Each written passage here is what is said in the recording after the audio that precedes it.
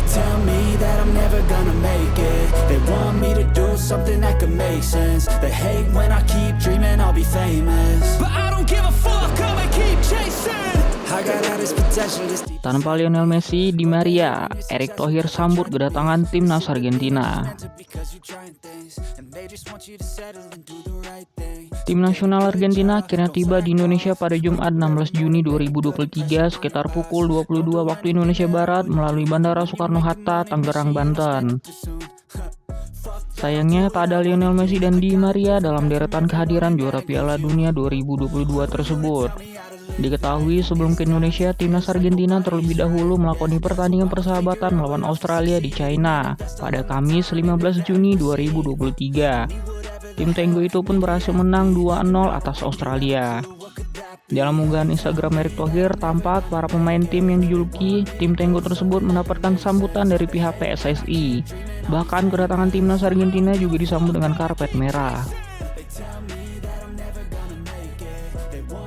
Terlihat jajaran pimpinan PSSI mulai dari Ketum PSSI Erick Thohir, Waketum PSSI Zainuddin Amali, Exo PSSI Arya Sinulinga tampak menyambut kedatangan tim Tenggo tersebut.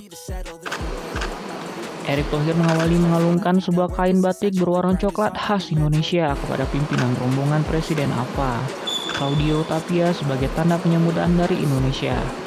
Usai Tapia, tampak pelatih timnas Argentina Lionel Scaloni juga masuk dan mendapatkan tanda penyambutan. Selanjutnya, beberapa pemain dan staf pelatihan menyusul langkah Tapia dan Scaloni melewati karpet merah. Halo Indonesia, cuit akun Twitter timnas Argentina saat mengunggah foto kedatangan tim di Jakarta.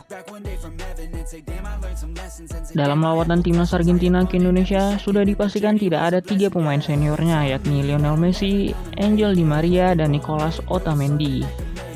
Saya sudah tekankan, kalau tim nasional lawan Messi, itu bukan di FIFA Matchday, karena ini mencari poin.